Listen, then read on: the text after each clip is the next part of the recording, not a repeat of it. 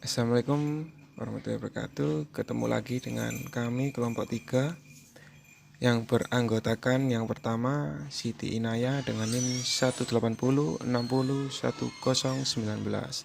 Yang kedua Muhammad Adi Purwanto dengan NIM 166121006. Yang ketiga dengan saya sendiri Rizky Adi Kurniawan dengan NIM 170601151. Dan yang terakhir Dimas Aditya Ferdiansyah dengan NIM 180601057. Di mana pada video ini kita akan membahas analisa perancangan tata letak fasilitas di perusahaan swab SBG. Di perusahaan SBG ini, di mana perusahaan ini akan mengembangkan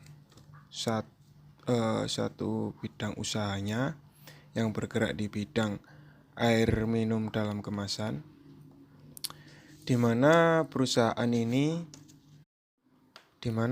ini akan memproduksi perharinya 500 unit air minum dalam kemasan dan per bulannya 10.000 unit, sehingga di mana nanti akan terlihat perbedaan pada perancangan tata letak fasilitas, di mana gudang bahan baku dan juga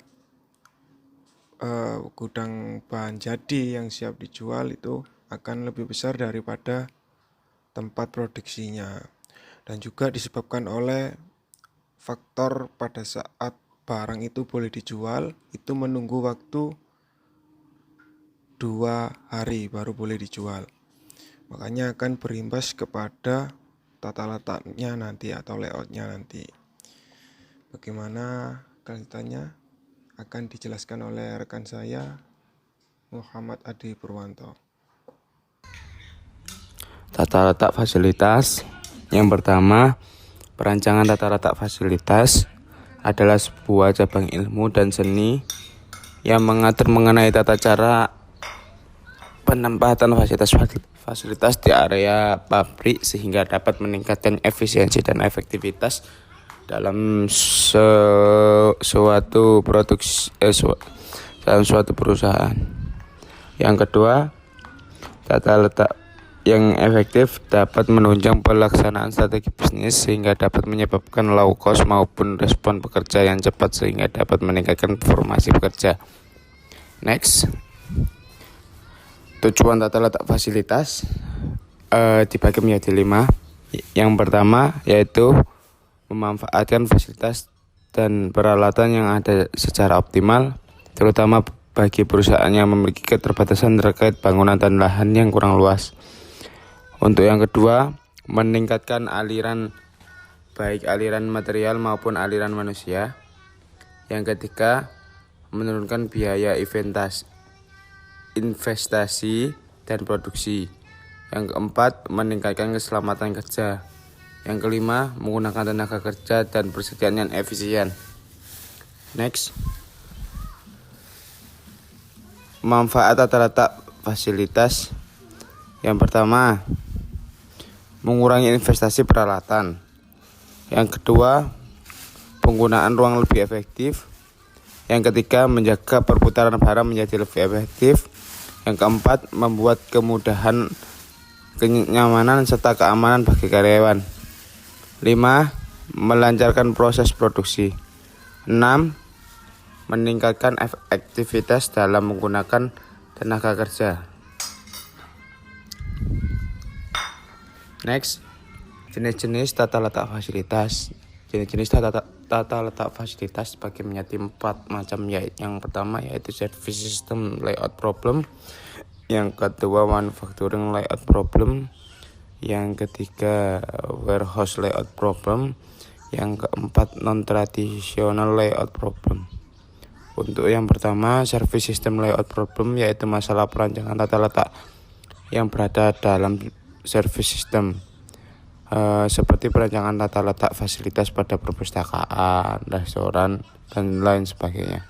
Yang kedua, manufacturing layout problem yaitu masalah perancangan tata letak yang berada dalam manufacturing system, Pada perancangan tata letak manufacturing ini memiliki tujuan utama yaitu meminimalkan biaya berupa material handling serta menyediakan tempat kerja yang aman bagi semua pekerja. Yang ketiga, warehouse layout problem, yaitu perancangan tata letak yang berada pada gudang, baik itu gudang bahan baku maupun barang jadi. Beberapa faktor penting dalam perancangan tata letak gudang adalah bentuk dan ukuran lorong, tinggi gedung, tipe rak, lokasi dan arah dari area dock, tingkat otomatisasi yang ada pada penyimpanan dan pengambilan komoditas. Yang keempat yaitu non-traditional layout problem, yaitu perancangan tata letak fasilitas dilakukan bukan terdapat di lingkup perusahaan saja, melainkan terjadi di berbagai sektor, seperti halnya komponen chip dan integrated circuit chip dan lain sebagainya. Oke, saya akan lanjut tentang metode grafik. Apa sih metode grafik itu? Metode grafik merupakan metode perancangan tata letak yang menggunakan grafik kedekatan sebagai penghubung antara departemen atau fasilitas yang ada dengan tujuan untuk memperoleh bobot terbesar. Untuk bobot terbesar ini diperoleh dengan menjumlahkan masing-masing nilai dari busur yang dibuat. Sedangkan untuk busur yang dibuat ini berdasarkan data-data atau angka-angka dari metode Activity Relationship Chart atau ARC atau dari metode From. Studi kasus tata letak fasilitas pada PT SBG, yaitu departemen yang terdapat pada perusahaan PT SBG terdapat yang pertama yaitu gudang raw material atau bahan baku, gudang barang jadi, kantor, kamar mandi, musola, dan tempat produksi. Untuk penyelesaiannya menggunakan metode grafik berbasis ARC, dan ini diagram ARC. Untuk gudang bahan baku ke gudang barang jadi yaitu simbolnya X, gudang bahan baku ke kantor simbolnya O, dan gudang bahan baku ke kamar mandi simbolnya U, gudang bahan baku ke musola U, gudang bahan baku ke tempat produksi A. Sedangkan gudang barang jadi ke kantor yaitu O, gudang barang jadi ke kamar mandi yaitu U, dan gudang barang jadi ke musola U, gudang barang jadi ke tempat produksi adalah A. Sedangkan untuk kantor ke kamar mandi yaitu I, untuk kantor ke musola yaitu I, sedangkan kantor ke tempat produksi yaitu O. Kamar mandi ke musola yaitu A, kamar mandi ke tempat produksi yaitu I, sedangkan untuk musola ke tempat produksi yaitu I. Untuk menentukan bobot, tadi kan ada simbol A, E, I, O, U, X, dan A itu nilai mutlaknya adalah 6, dia paling tinggi. Simbol A ini artinya yaitu mutlak dekat. Yang kedua yaitu ada E, nilai mutlaknya 5, artinya sangat dekat. Ada I, nilai mutlaknya 4, artinya penting dekat. Untuk O, yaitu nilai mutlak 3, artinya cukup dekat. Nilai U dan nilai mutlaknya 2, artinya tidak penting dekat. Dan terakhir yaitu X, dengan nilai mutlak yang paling dikit, yaitu harus dekat. Menentukan departemen utama yang memiliki kedekatan nilai A dengan departemen lain. Karena nilaiannya banyak, maka cukup diambil salah satu yang dirasa merupakan departemen yang paling utama, yaitu departemen 1 dan departemen 6. Selanjutnya akan diteruskan pada teman saya. Oke, di sini saya akan melanjutkan slide dari teman saya. Oke, langsung saja. Ada penyelesaian metode grafik berbasis IRC. Perhitungan bobot keterkaitan dengan departemen 1 dan 2. Kemudian pilih nilai terbesar. Di situ bisa kita lihat ada tabel departemen 2, 3, 4, 5. Lalu ada 1 dan 6, ada nilai dan keterangan. Di departemen 2 ada 1 tambah 6, yaitu nilainya 7. Yang departemen 3, 3 tambah 3, nilainya ada 6. Departemen 4, 2 tambah 4, nilainya ada 6. Dan departemen 5, 2 tambah 4, nilainya 6. Nah, di situ kita mencari nilai yang terbesar. Dan tepatnya ada di departemen 2 yang nilainya 7. Oke, next. Lalu ada penyelesaian metode grafik berbasis IRC. Nah, di situ masukkan departemen 2 ke departemen 1 dan 6 sehingga membentuk segitiga. Di situ ada jelas, sudah ada gambarnya. Melambangkan segitiga, ada angka 1, 2 sama 6. Membentuk segitiga. Lalu next ada penyelesaian metode grafik berbasis IRC. Di sini perhitungan bobot departemen lainnya dengan bidang 126. Kemudian pilih nilai terbesar. Sama seperti tadi, ada departemen 3, 4, 5. Lalu ada 1, 2, 6, ada nilai dan ada keterangan. Di departemen 3 ada 3 tambah 3 tambah 3, nilainya 9. Di departemen 4, 2 tambah 2 tambah 4, nilainya 8. Lalu di departemen 5, 2 tambah 2 tambah 4, nilainya 8.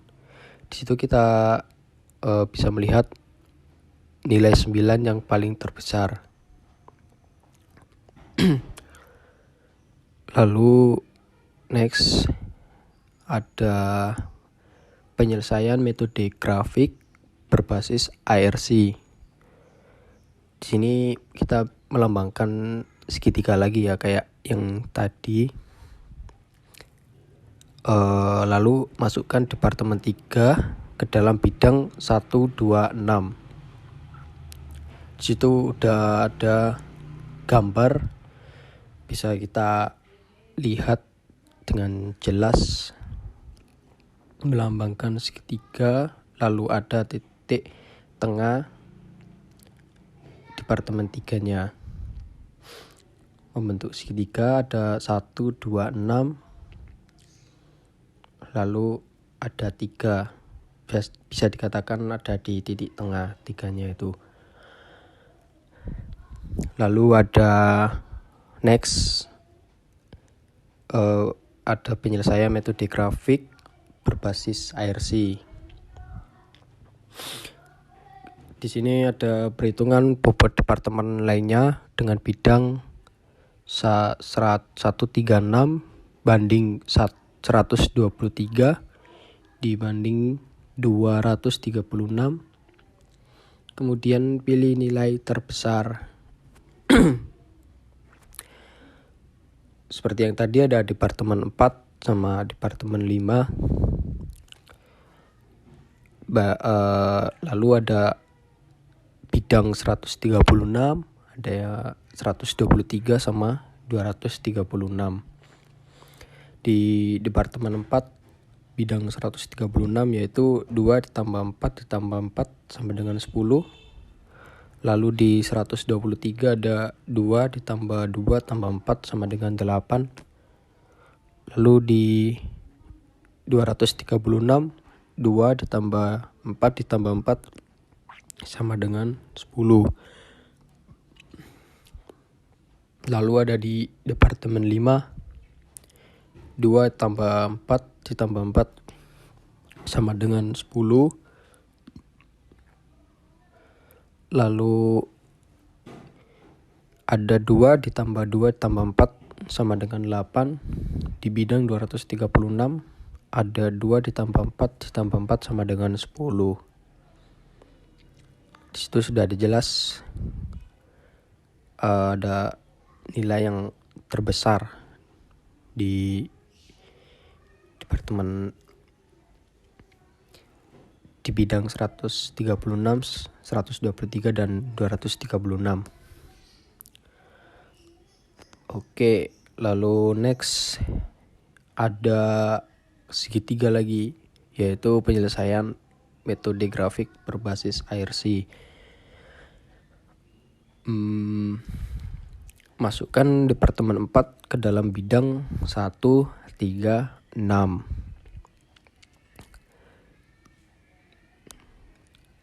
Di slide yang tadi kita sudah mencari ini ya, departemen 136, bentuknya sama segitiga kayak gini. Terus ada 3 tadi yang sudah kita cari. Nah, lalu kita bisa memasukkan departemen 4 pada segitiga ini, melengkapi ini. Jadi kita sudah menghitung semua, lalu udah bisa kita masukkan. Di situ ada departemen 1, 2, 3, 6, lalu 4. Dan posisinya sama persis kayak yang departemen 3 tadi, bisa dikatakan di tengah. Oke, selanjutnya diteruskan sama rekan saya. Terima kasih.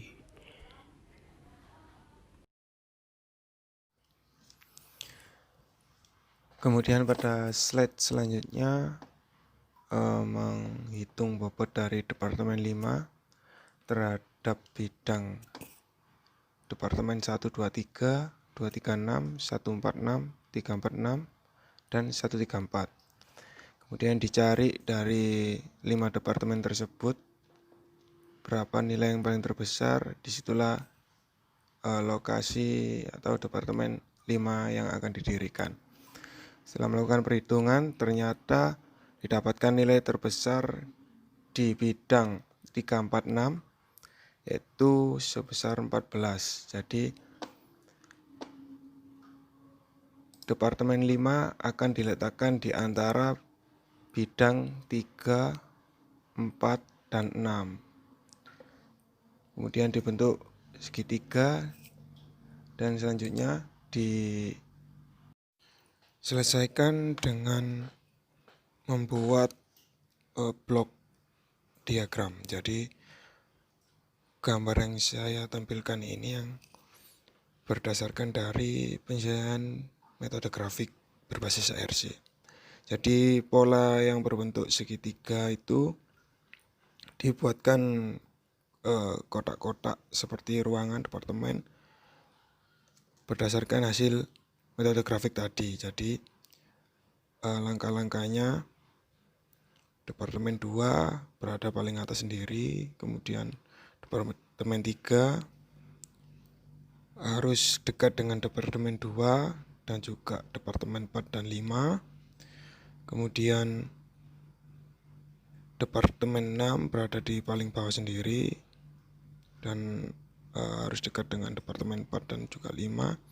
Dan juga departemen 1 berada paling kiri. Nanti digunakan sebagai bahan untuk membuat layout suatu tata letak perusahaan. Dari hasil blok diagram tersebut dirubah